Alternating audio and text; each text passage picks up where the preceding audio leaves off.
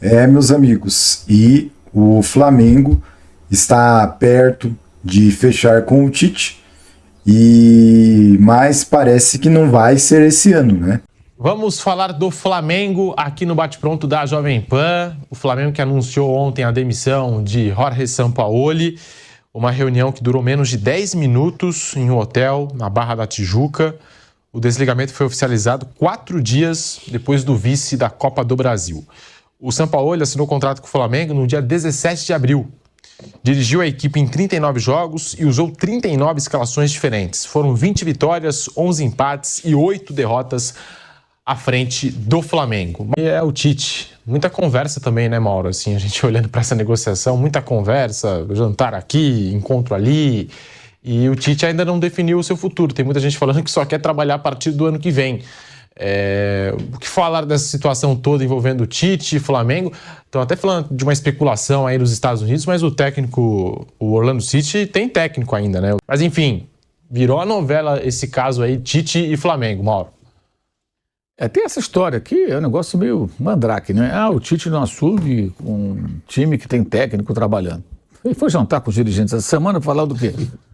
Ou discutir o novo cinema argentino, né? Ou foram falar do quê? Da taxa Selic? Foram falar do Flamengo, pô, óbvio. Por que o Tite foi conversar com o Landinho, Marcos Braz e Bruno Spindel? Ninguém negou esse jantar, pelo contrário. Foi publicado pelos colegas que cobrem o dia a dia do clube. Então, evidentemente, tem uma conversa. O São Paulo não tinha sido demitido ainda. Então, vou parar com isso. E também não vejo nenhum problema, não. Ô, Tite, eu quero te contratar.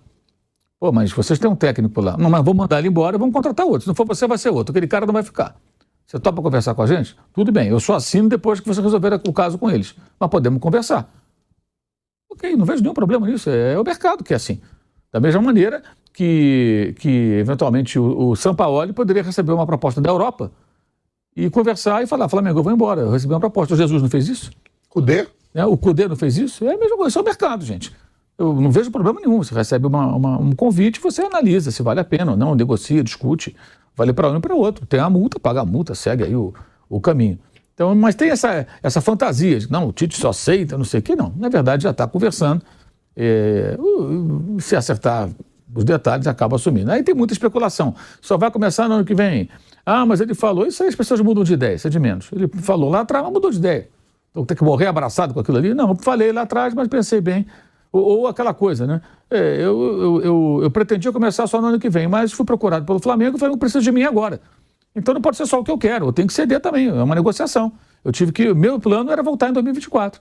Mas como o clube precisa de mim, eu acho que posso fazer um grande trabalho, eu resolvi assumir imediatamente, porque eu não posso chegar e deixar o clube, não. E outra coisa, minha missão é colocar o time na Libertadores, que eu quero disputar a Libertadores ano que vem. Se eu assumo só ano que vem, fica um outro aqui e não consegue classificação, eu perco a chance de disputar a Libertadores. Porque o Flamengo dá a ele, além de salário, tudo, como o Vampeta falou, uma condição ótima de voltar ao mercado. Um grande time, o maior clube da América do Sul. Muito competitivo, porque ele encontra um elenco bom, muito bom, ele tem habilidade para lidar com o jogador, ele tem aquela milonga toda e tal, e com chance de fazer mudanças do elenco, de sair jogador bom, ele pode trazer gente para incorporar o elenco dele. Então, é um cenário muito... E a meta é muito baixa. A meta é colocar o elenco mais caro da América do Sul entre os 4 ou 5 mais bem colocados do brasileiro. A priori 4, né? Para a fase de grupos, talvez até menos, dependendo da classificação final dos times na Libertadores e tudo mais. Então, convenhamos, não é uma tarefa tão complicada. É uma tarefa relativamente, acho que fácil para um cara como ele. Ele vai chegar e arruma um time. Ele fez isso com a seleção, que era uma bagunça danada com o Dunga, estava em sexto na eliminatória sul-americana. Primeiro jogo com o Equador, o Brasil já venceu, jogou bem e tudo, e foi embora. Eu acho que isso para ele não seria difícil. E o Tite está em baixa, porque a Copa do Mundo, as duas Copas, né, deixaram marcas muito profundas, foi muito criticado e foi mal. A gente criticou muito aqui, todo mundo quase criticou, a torcida ficou bem insatisfeita, a torcida brasileira, com o desempenho da seleção. Então é uma ótima oportunidade. Acho que um precisa do outro. O Tite precisa de alguma oportunidade como essa, o Flamengo precisa de um técnico. Agora, eu imagino, aí não é informação, é mais uma conclusão, por todo esse cenário, que eles anunciem amanhã ou depois. A lógica seria, joga amanhã contra o Bahia. Se não vencer, tem a carta na manga, anuncia o Tite depois, aí a torcida fala, não, chegou o técnico, abafa um pouco mais um fiasco, né? Se por acaso o Flamengo vencer amanhã, Aí é tudo tranquilo, anuncia o Tite, que bom, voltou a ganhar e tem um técnico. Então eles vão administrar, pensa bem, mesmo que assine hoje, não vale a pena para eles anunciar hoje sexta-feira. É melhor esperar o jogo do Bahia, que se for um fiasco e perder, jogar mal, você sai com um fato novo e abafa. E aí o cara chega na segunda-feira, isso se tiver tudo acertado, tá, gente? Ele chega na segunda-feira, é apresentado, dá entrevista, vão perguntar para ele, você falou que ano que vem, ele fala, mudei de ideia, é o Flamengo, vai fazer declaração de amor, vai... Como fez? Ele ganhou um beijo do Del Nero, pô. Não vai fazer isso? Em janeiro ele achava uma coisa, tinha acabado de perder a Copa, tava com a cabeça mais... Exato. Isso aí você consegue mudar. E aí o cara assume, tem uma semana para treinar. Aí vem a outra especulação. Mas ele vai enfrentar o Corinthians. Gente, ele vai ter que jogar contra o Corinthians em algum momento. Ou no Flamengo, ou no Palmeiras, algum clube ele vai dirigir. Ou então ele não trabalha mais no Brasil. Então é o seguinte, não trabalha mais no Brasil porque eu não posso enfrentar o Corinthians. O Paris Saint-Germain contratou o Luiz Henrique não tem o quê? Uns 3 meses? Sim, foi para essa temporada. Se o Paris Saint-Germain vai no Tite, você acha que ele não ia? Claro que sim. Exato, imediatamente. Da hora. E quando eu falo do Flamengo, assim, pro Pedro, vamos supor, o Flamengo fala pro Tite, tem aqui um salário pra você de 1 milhão. Aí o Santos, tem um salário de 2. O cubro, o que o Flamengo tá pagando. Ele vai fazer esse time do Santos jogar? Pode dar o dinheiro que for, pô. Ele vai pro time que vai pagar bem e tem jogador bom pra ganhar título. Ainda falando do Flamengo, Tite, tá demorando um pouquinho, né? Essa conversa aí do Tite com a diretoria do Flamengo. E agora até uma informação, tá aqui na nossa pauta, a decisão do Tite passa pela avaliação conjunta com a sua equipe fixa de trabalho. O treinador gosta de ouvir os seus pares para definir o rumo e o Tite já conversou aí com a diretoria do Flamengo, já foram vistos em restaurante, parece que a coisa tá caminhando, mas tá tendo alguma coisa aí que a gente não sabe, né, que é aquela coisa, né, é sim ou não. Por que ainda não fechou, né? Essas matemáticas não bate assim, né, você tem o staff, tem tudo... Por exemplo, para quantos anos a gente, se chegar em janeiro, estamos indo para quantos anos? A gente chegou em 2014, né? Estamos indo para 9. Ainda é para 9. Ei, Renato Maurício Prado. Se os homens deixar, vou para 10 anos aqui, Renato Maurício Prado. E eu lembro que quando eu entrei, Pedro, aqui, eu cheguei lá na sala do patrão lá, do Família Caval, Marcelo, vai ser tanto, e já começa domingo, isso era uma sexta. Aí eu cheguei no domingo aqui, eu digo, vou fazer jogo. Eu lembro que cheguei, o jogo era às 16 horas, eu cheguei 15h45, 15 minutos antes do jogo, já tomei logo uma dura na chegada. O Nilson Senna falou, tem horário não? Eu falei, que horário, irmão? Falta 15 minutos pra começar o jogo. Não, pô, tem um abre-jogo, tem não sei o quê. Isso eu conto direto. Tem que chegar uma hora antes. Tem que chegar uma hora antes, você vai aprendendo.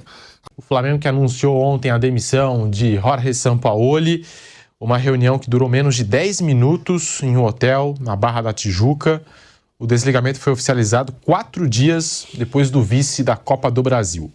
O Sampaoli assinou contrato com o Flamengo no dia 17 de abril. Dirigiu a equipe em 39 jogos e usou 39 escalações diferentes. Foram 20 vitórias, 11 empates e 8 derrotas à frente do Flamengo. Mauro César, enfim, o Flamengo demite Sampaoli. Uma passagem aí um pouco também caótica, né? Com a agressão do preparador físico no Pedro. Também teve aquele episódio de Gerson Varela, enfim. O que falar dessa passagem do Sampaoli e também aquilo que você tinha falado, né? O Flamengo deixou o Sampaoli treinar o time todos esses dias e só agora a demissão. Também a forma como o Flamengo lidou com essa demissão dá o que falar, Mauro César. Deixaram o cara tapando o buraco, né? Alguém tem que dar treino. Já tá pagando esse cara mesmo, deixa ele aí dando treino, depois a gente vê o que faz. E ele tá pensando, bem, eu tô aqui dando treino, vou tomar um pé no traseiro, mas vou embolsar uma boa grana. Então, paciência, problema nenhum, vamos em frente. Os jogadores não ganharam premiação, o clube não ganhou premiação de campeão, né?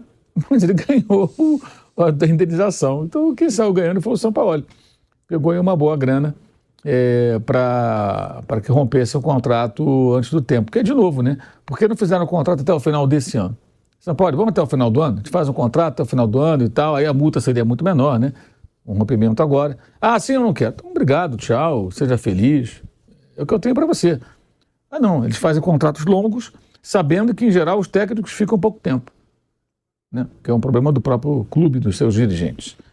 Uma passagem que ela tem o antes e depois do soco na cara do Pedro, dado pelo Pablo Fernandes, ex-preparador físico do técnico argentino.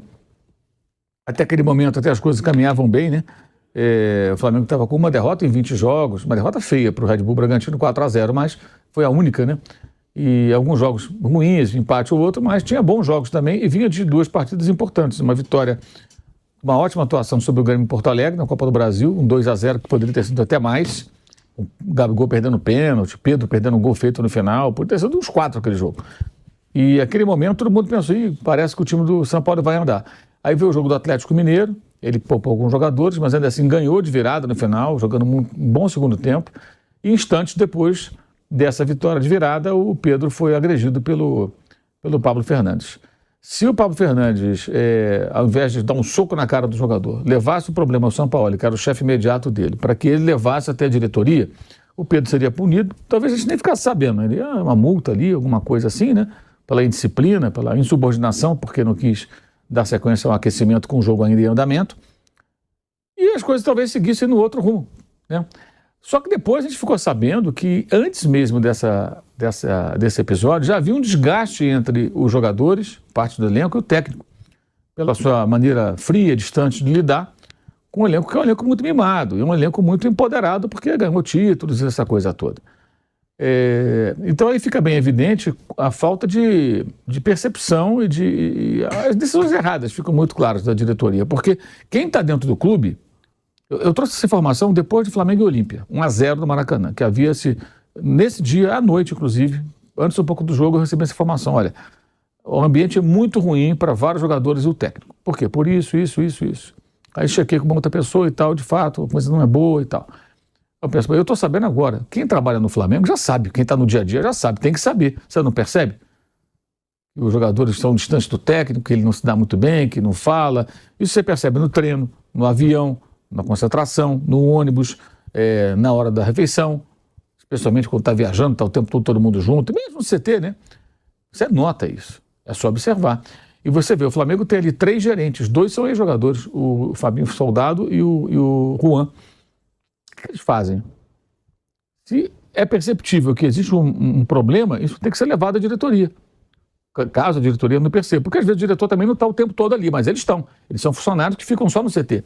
Olha, o clima não é bom não, porque o jogador ali, fulano não gosta muito do técnico, aquele outro ali também não, ele também não se ajuda, não conversa com os caras, e isso tudo ficou claro no episódio do soco. Ele levou 2 semanas ou mais para falar com o Pedro, conversar com o jogador, que foi agredido pelo auxiliar dele, o preparador físico dele. Então tem muito erro do Sampaoli e também a falta de visão. No momento do soco, não era, para quem tinha a noção exata, que só depois a gente foi entender, do problema de ambiente mais a pancada na cara, você junta as duas coisas e fala, não tem mais jeito. Ali era para ter rompido.